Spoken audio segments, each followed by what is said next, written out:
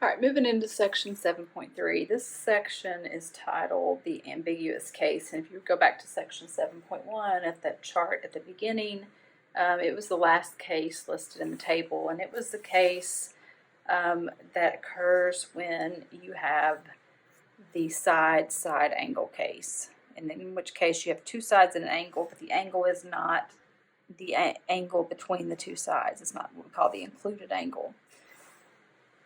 So some special cases come up with the side angle case, and that's why it's called the ambiguous case. So let's begin just by jumping in and looking at it. We already know how to use law of sines and law of cosine, so let's just kind of jump into an example and let it just happen. These cases, we'll deal with them as they come up. So let's look at triangle ABC in example 1, where angle A is given, side A is given, and side B is given. Let's draw it out so we can actually see what we've got here. So let's say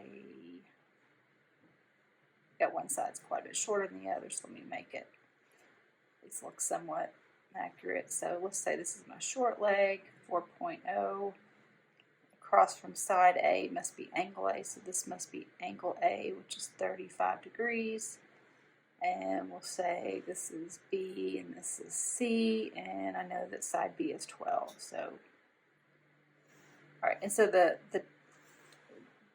problem is to find the measure of angle B. So I'll put a little question mark here. That's what we're trying to find. So as I'm looking at it, you can see that side, we know this side, and we know this angle. This angle is not the angle between the two sides. It's not the included angle. In which case you can use the law of cosines. This is the case of side angle. The angle is not between the two sides. We actually can use either one with this, but we're going to look at the law of sines first. So as I'm using law of sines, I know side A and angle A. I know side B, I'm trying to find angle B, so it falls right into an easy law of sines problem. Let me just write the formula down here. This would be the one I'm using. So side A is to the sine of angle A, side B is to the sine of angle B. So with side A being 4, and the angle A being 35 degrees, side B being 12, and angle B being what I'm trying to find. All right, and so I can solve this. This is a, let's just use, it's a proportion, so let's just cross multiply. So I know that 12 times the sine of 35 degrees has to equal 4 times the sine of B. All right, I'm trying to solve for sine of B, so I need to divide by 4. All right, let me come up here where I have some room. So we have the sine of B equals, I'm going to go ahead and just reduce that. 4 goes into 12, 3, so I have 3 sine of 35 degrees. And let's get the calculator. And what is 3 times the sine of 35 degrees is 1.7207.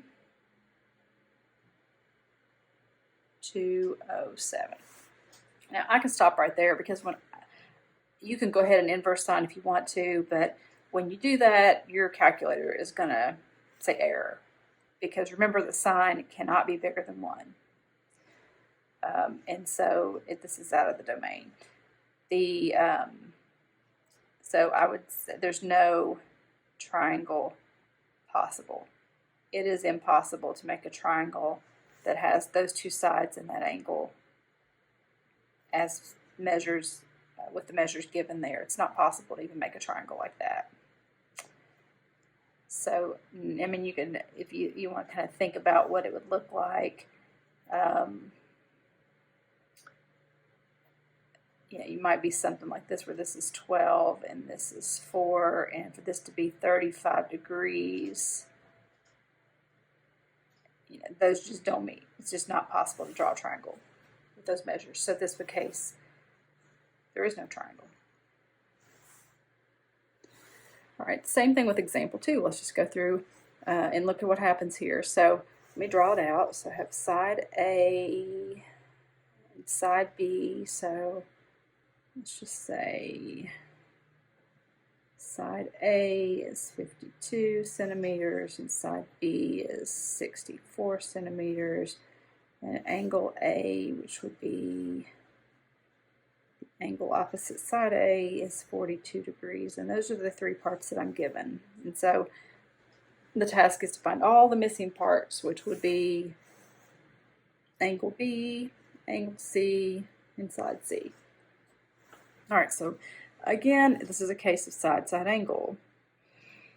I should be able to use law of sine, so let me just set up A is the sine of A, as B is the sine of angle B, and I'll go ahead and solve for angle B first. So I've got to have B and C. So, all right, and so side A is 52, angle A is 42, side B is 64, angle B is what I'm trying to find. All right, it's proportion, so the cross products should be equal. Let's cross multiply, so 52 times the sine of B should equal 64 times the sine of 42 degrees. And then I'm going to divide by 52. I get the sine of B is equal to, let me put that in my calculator,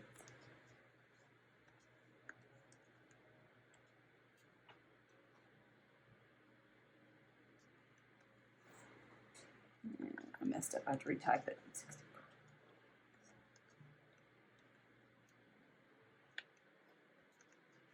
There we go. So 0.8235. All right, and so again, inverse sine is going to give me angle B, and so inverse sine of 0.8235 gives me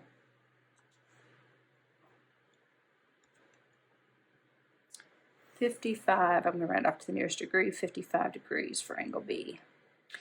Now, remember that when you're using the inverse function to find an angle, you have to consider, remember sine, you can have a 55 degree angle with a sine of 0.8235 in quadrant 1 and also in quadrant 2. So, if you have a 55, so not only does the sine of 55 degrees equal 0.8235, so would the sine of 180 minus 55, which is 125. So would a 125 degree angle. Both of these would have a sine of positive 0.8235, and they would be negative in quadrants 3 and 4. But so actually, not only would B be 55 degrees, B could also be 125 degrees. Now, is that possible with this triangle? So could B be, B is 55, then angle C would be, let's see, if it were 55 here, then 55 and 42 is 97, which would make angle C be 83. But what if angle B was 125? Is that possible? Well, 125 and 42 is 167.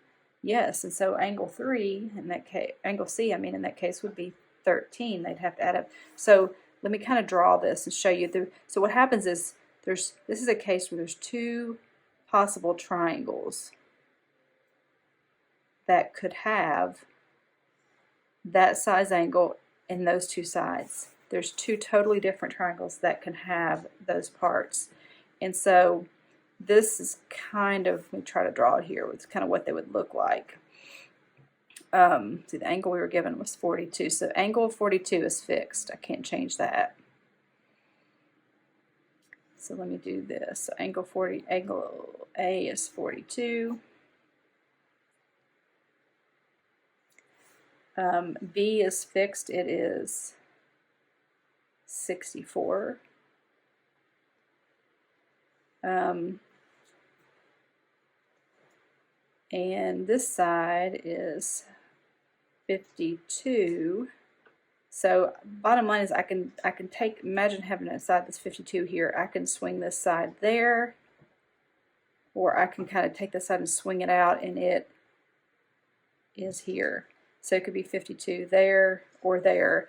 And so this would be one triangle that's possible, this would be the other. Okay, and so we've kind of already addressed this one. So let's address the fact that what if B, see, this is C and this is my B. So what if B is 125 degrees? Then that means C would be 13 degrees. So I actually have two completely different triangles that could have an angle A 42, side A 52, and side B 64. So what would happen, is this going to happen every time that there's a triangle possible? And the answer is no. Sometimes this angle, the other angle may be too big with the existing angle and this angle. If those were already 180 or bigger, then you couldn't have a third angle, and there wouldn't be a second triangle possible. We'll see an example like that in a minute. So right now, on this triangle, I would have angle C, which also would be 83. Move this that way. And with this triangle, angle C would be 13. Now, since I'm supposed to solve for the entire triangle, I really need to go ahead and find side C too, but I'm going to have to do that twice because side C on this triangle is going to be different than side C on this triangle, or this one. So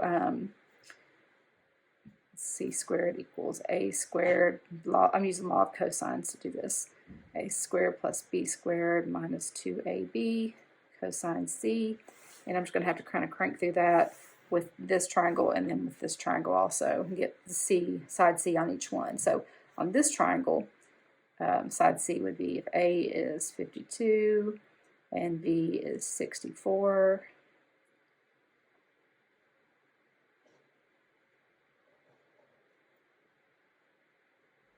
I would get the calculator.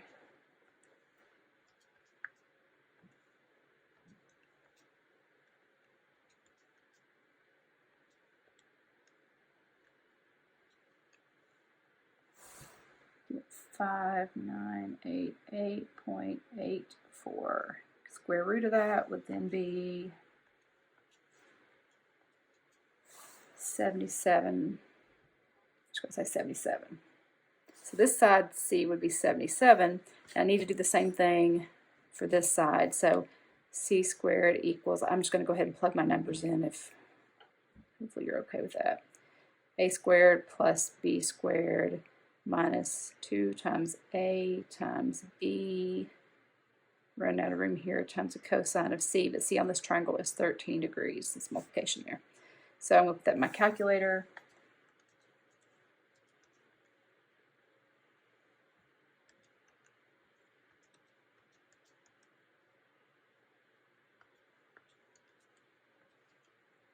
And I get 314.59, and the square root of that would be approximately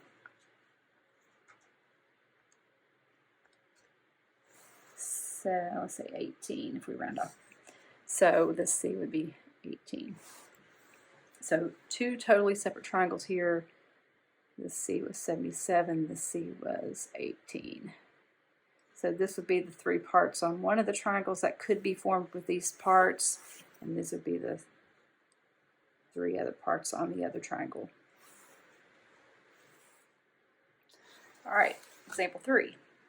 Again, we draw the triangle.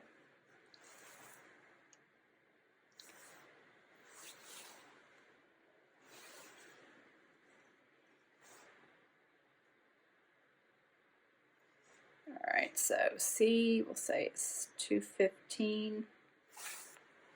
A, so this is going to be angle C. A, we'll say is 105.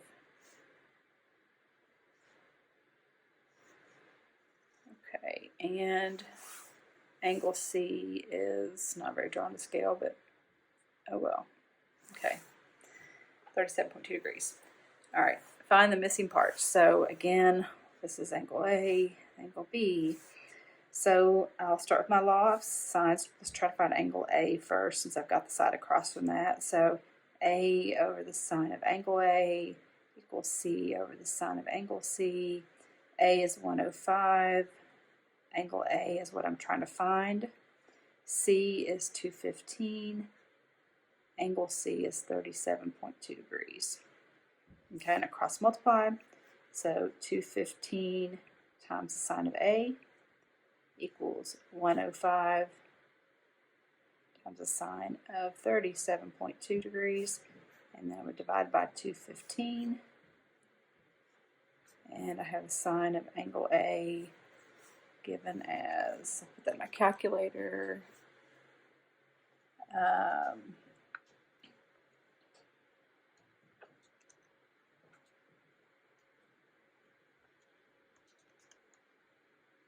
and I get 0.2953, and so A would then be inverse sine of, I get 17.2 degrees for angle A. Okay, now remember that sine, so the inverse sine of 0.2953 is 17.2 degrees, which is in quadrant 1. But you can also have a sine in quadrant 2 that's also positive 0.2953 if this angle is 17.2 degrees, which would mean that in standard form the angle would be 180 minus 17.2 degrees, which is 162.8 degrees. Now, so I actually could have two triangles, one with the angle A being 17.2 degrees, the other with it being 162.8 degrees, possibly. But would it be possible for this angle to be 162.8 degrees? Okay, well, no, of course not, because that would make these two angles way over 180, and that's not possible. And that's when you would have only one triangle possible. So the only angle that works there would be A being 170, or would be 17.2. And then I just solved that one triangle. I finished.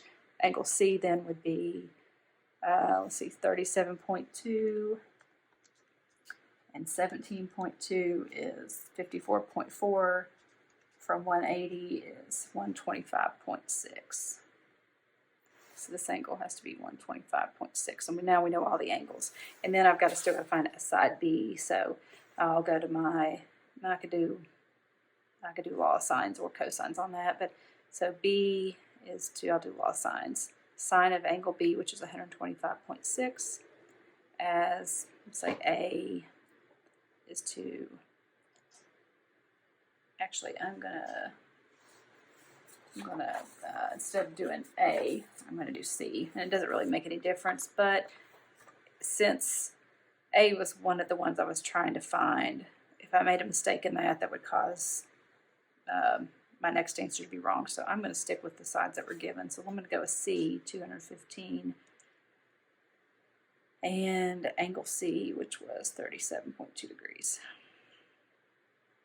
All right, and so cross multiply and solve that. So B times the sine of 37.2 degrees equals 215 times the sine of 125.6.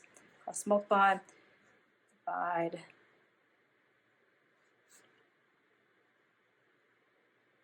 And so I get B, and of course I'm solving for a side, so I'm not going to have to inverse, not looking for an angle this time.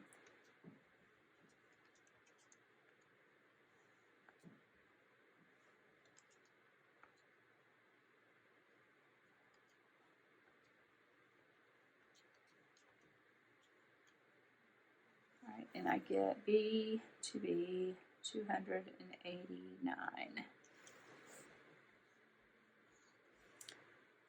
And so there are my 3 parts that solve the triangle. Now I know all 6 parts.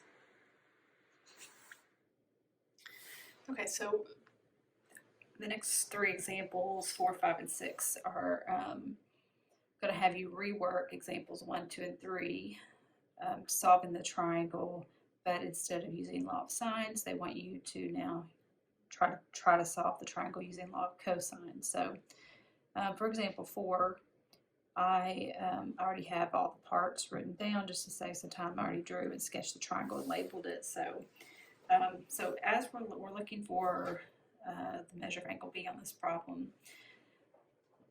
Using my law of cosines, since I know side A and angle A, side B I'm trying to find angle B, I need to make sure I don't have either one of these angles, so I have to use the one that has the cosine of A in it. So I'm going to use this form of the cosine problem.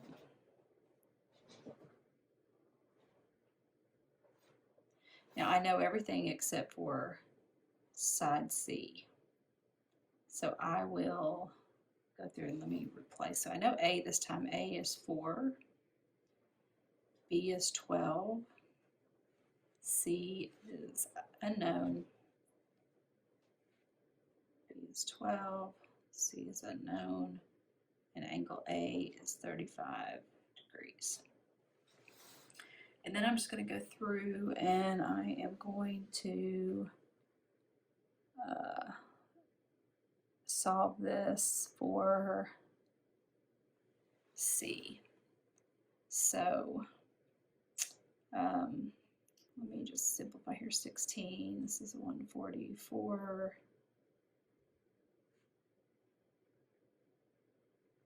And the cosine of 35 I can put in my calculator in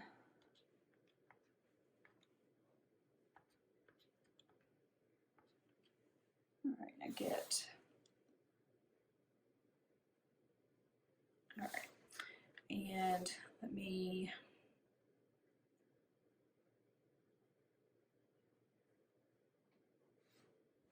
multiply.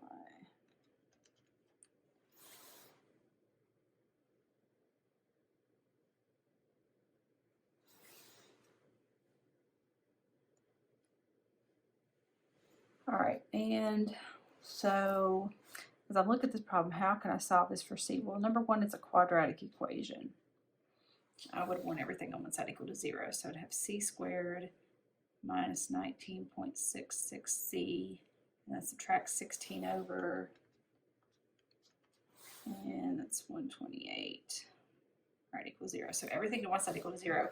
Now, with the linear term here being 19.66, this is obviously not going to be factorable, which means I have to use the quadratic formula. And so let me write the formula down.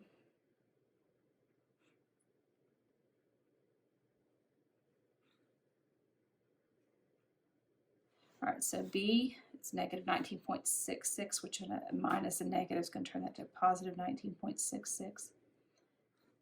19.66 squared. It's going to be, even though it's negative, it's going to be squared, so it really doesn't matter where the negatives there. It's going to end up being positive. 4A is 1, C is 128.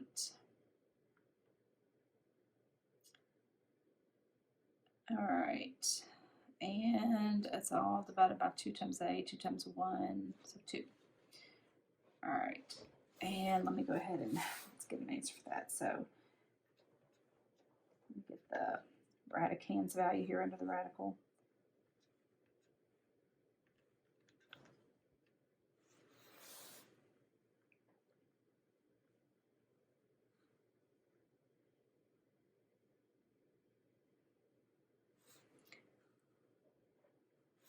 All right, and I'm going to stop right there because as soon as I can't take, there is no real number answer for the square root of negative 125, so that I know no triangle possible.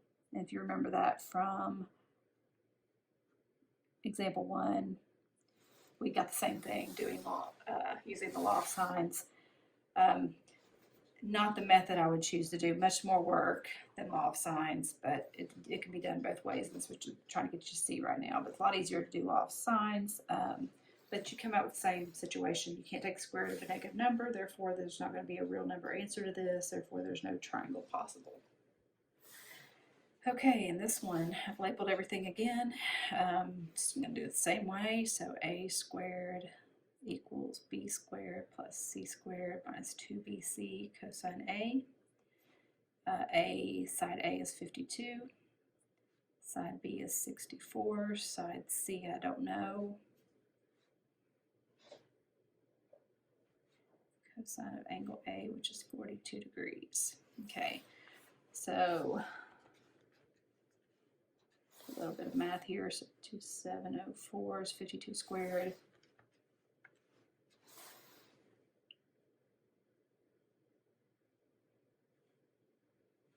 Cosine of 42 And I'm going to go ahead and multiply that by 2 times 64, which is 128. So cosine of 42 times 128 is 95.12. Oops, 95.12 C. All right, so again, same thing as quadratic. So I need to get 0. Everything on one side equals 0. So my quadratic term c squared minus 95.12c plus 4096 minus 2704 is 1392. Quadratic formula definitely won't factor, so x equals negative b, so it's going to be a positive 95.12 plus or minus the square root of 95.12 squared minus 4 times a times c all over 2 times a, which is 1. Okay, so again, let me go ahead and do the discriminant part here first to get a value for this. So 95.12 squared minus 4 times 1392. All right, square root of that is going to end up being 58.99 divided by 2. So I have two possible answers here. I have x could be 95.12 plus 58.99 over 2, which is going to give me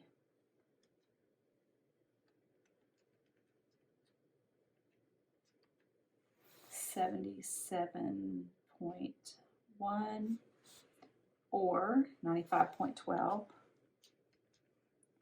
minus 58.99 divided by 2, which is going to give me 18.1 or so. And so let's see, flipping it back over to example 2, which is the same one we want. We had the two sides 77 and 18. 77, I just rounded differently there, but 18. So that's how you come up with your two triangles. And then you, if you wanted, I'm not going to go ahead and solve the rest of the triangle, but you get the idea. So you would have, in this one we were solving for side C. So this side would either be 77 or be 18. So that was where we had our two triangles. Then you could fill that in and then go ahead and work the solve for the other angles. All right, and the last one, this time, so this is my A. I knew side C and angle C, so I need to do C squared equals A squared plus B squared minus 2AB cosine of C. So I know C is 215, A is 105, B I don't know, A 105, B I don't know, cosine of angle C, which is 37.2 degrees. Get through this part of it, just get the calculation here. So this is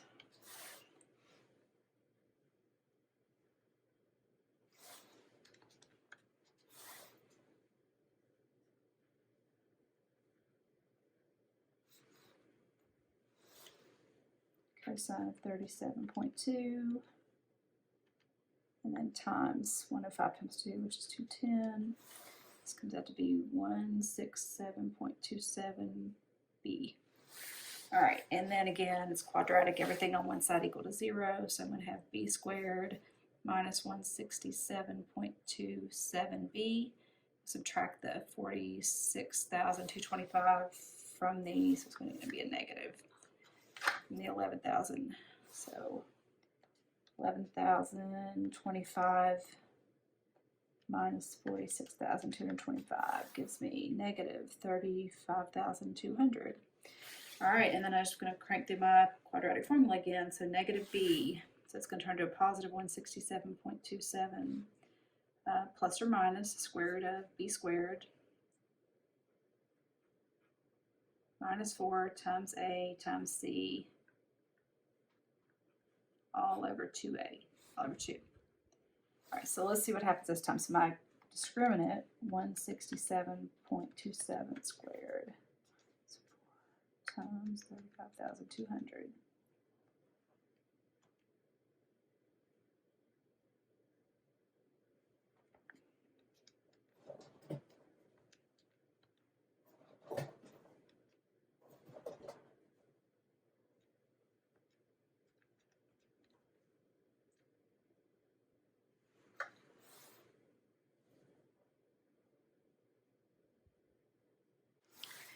Alright, a mistake here. I forgot the C was negative here, so this should be negatives. This is going to turn, that's going to swap my calculation was coming out right.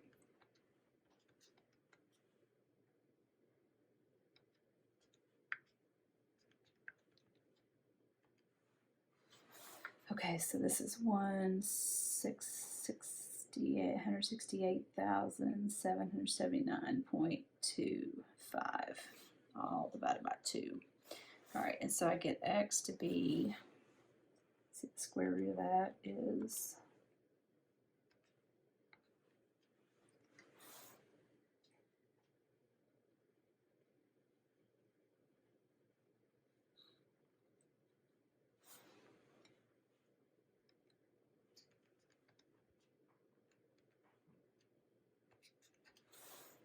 2, so I get one option is 289, and the other, which would be 167.27 minus 410, is going to be negative. I don't even need to go. I know this is going to be a negative number, and so you can't have a negative length of a side of a triangle, so I know that's not possible, and that's how I would know this triangle only has, there's only one triangle possible, and it's side that the missing side B would be 289. If we flip it back over, B was 289. So it just shows you can, obviously this is not going to be the technique you want to use just because it's much more time consuming, but you can see that it can be done either way and you still come up with the same cases. You can have no triangle possible, you can have one triangle possible as in the third example, or you can have two different triangles that can actually have those sides, and you have to solve both of them in that case. All right, last example in this section. So this one is example 7, and this is an application problem, a little more navigational type stuff. So we have a plane. I'm going to attempt to draw it out here. A plane is flying with an airspeed of 170 miles per hour and a heading of 42.3 degrees. Now, from the last section, we know what heading is, so I'm going to sketch it like this. So this is the north line. This is north. So it tells me that his heading is 42.3 degrees. It means his path is in 42.3 degrees clockwise from the north line. All right, and his airspeed, I'll label it on the magnitude here as 170 miles per hour. Okay, and so then it tells me that his true course, so this is his intended, his heading. So this is, remember the heading is telling you what his intended path is.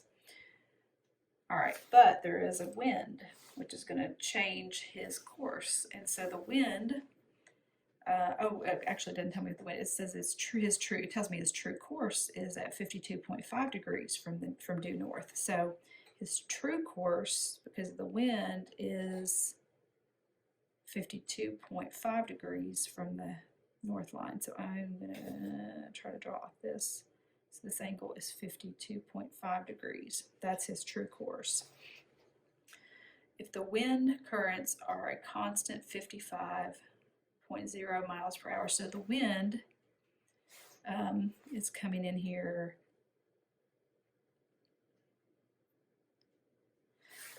So this vector represents the wind, and its wind speed is 55 miles per hour. What are the possibilities for the ground speed of the plane? So if I label this triangle A, B, C, basically I'm looking for side C. Now, with all this mess, I'm going to simplify this a little bit. Let me come over here and just draw just the triangle that I'm going to be working with, where this is angle C, I don't know right now. And this is B, and this is A. And I know this side is 170, and I know this side is 55, and C is what I'm looking for. not enough information right now. I have to have at least an angle somewhere here so that I don't know C.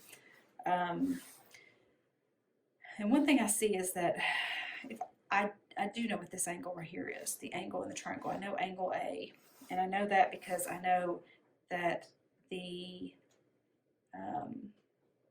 angle from the north line to the true course is 52.5 degrees, and the angle from the north line to the intended course, the heading, in other words, is 42.3.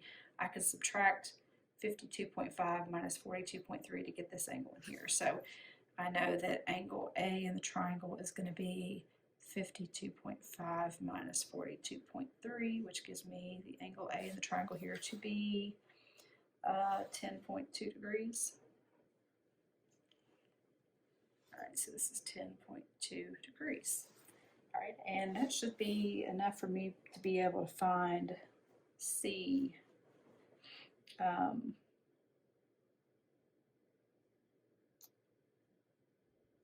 So I know side A and angle A, side B, I could find angle B. And if I get, right now I can't do a law of sines because I don't know either one of these. I would have to know one of those. But if I get angle B, then I can use that to help me go ahead and find side C. So let me do a law of sines here. So I'm going to say side A over the sine of angle A is 10.2 degrees equals side B 170 over the sine of angle B. All right, and so let's cross multiply and solve that. So sine B 55 degrees, 55 times the sine of B equals 170 times the sine of 10.2. And I divide by 55, so sine of B is going to be this divided by 55. So 170 times the sine of 10.2 divided by 55. And I get 0.5474. All right, and so angle B is going to be the inverse sine of that, which was 33.2 degrees. So let's make sure there's not another triangle possible with that, because the sine of 33.2 is 0.5474, but so would the sine of 180 minus, which would be 146.8 degrees. But 146.8 and 10.2 both work, so I can have angle B be 33.2, or angle B could be 146.8 degrees. All right, so I'm going to have to look at both cases. So let's start with B being 33.2. So let's say B is 33.2 degrees. All right, so if that's the case, and that's the triangle I'm using, now I should be able to find side C. I'm just running out of room, so I'm going to add a little card here to work on. Okay, how do I want to do? I could do a, now that I know if I'm going to go with angle B being, I could find angle C, and then I could do the law of sines, or I could do law of cosines. Let's see, if this is 10.2 and this is 33.2, that's 43.4. 180 minus 43.4 is 136.6.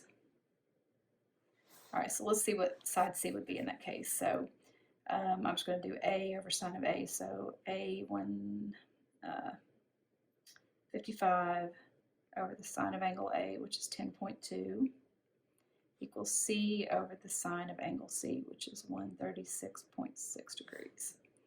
If I solve that, C times the sine of 10.2 equals 55 times the sine of 1, just cross multiplying, and then divide.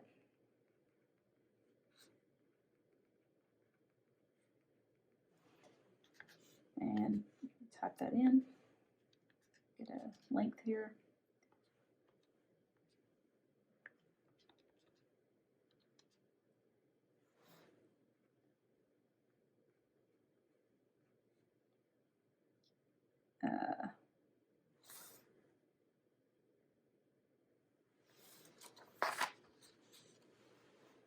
Double check that.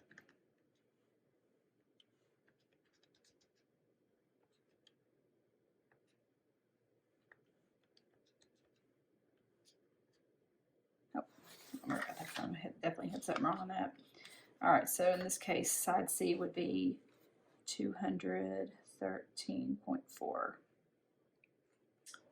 miles per hour.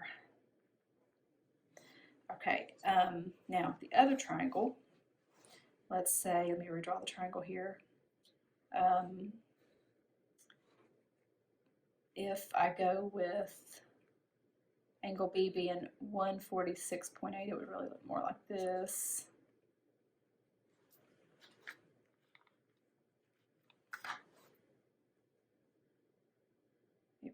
Still not good, but better than it was. And then angle C, I said in that case, would have to be 10.2, and for 146.8 is going to be 157. And that would leave, what, 23 degrees for angle C. Let me double check. I'm going to mess it up. Make a stupid mistake. Yeah, so angle C would be 23 in that case. So now, and side A was 55, and side B was 170. All right, in that case, let's see what side C would be. So 55 over the sine of 10.2 degrees equals C over the sine of 23 degrees. All right, and so I get C times the sine of 10.2 degrees equals 55 times the sine of 23 degrees. And we divide by the sine of 10.2. It's just a matter of typing in my calculator.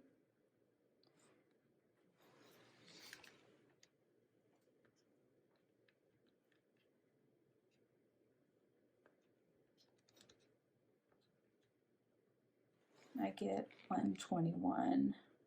All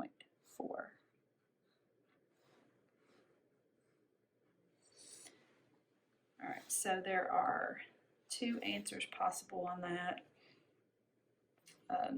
The wind speed could be 213.4 or 121.4.